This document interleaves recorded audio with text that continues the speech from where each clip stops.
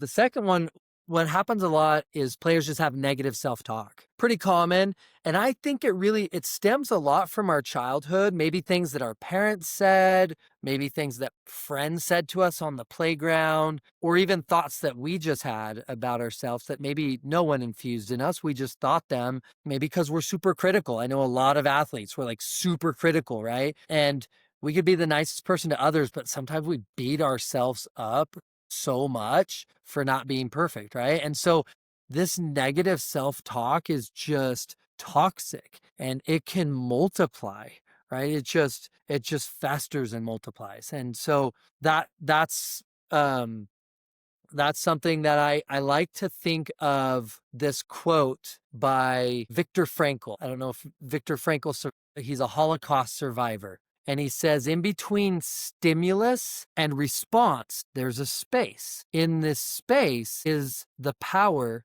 to choose your response. And in your response lies your growth and your freedom.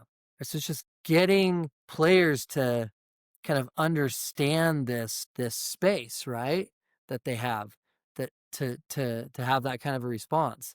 There's a really cool guy named Maxwell Maltz, psychologist, and he says our brains have steering mechanisms just like a missile does. Missiles are off course most of the time. They're kind of making these micro adjustments. You don't realize it because the way they fly, but they're kind of wobbling because it keeps trying to get back because it has to account for the wind and the altitude and all these things. And so it keeps refocusing on the target and dropping, like not recording the raw negative data.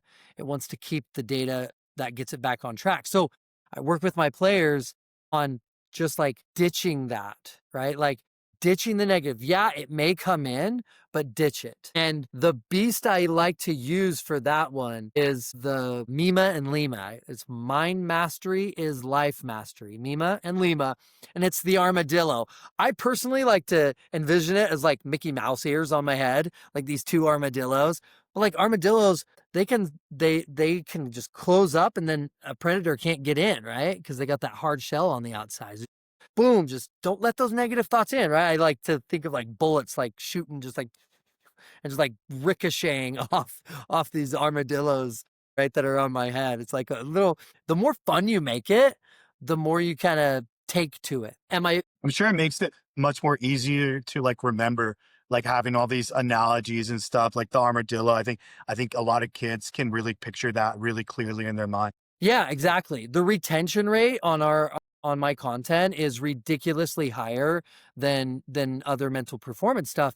I'm not saying don't do the other mental performance stuff. You should. The stuff I do makes it more actionable. It can help them chunk those concepts into ways that they can remember, right?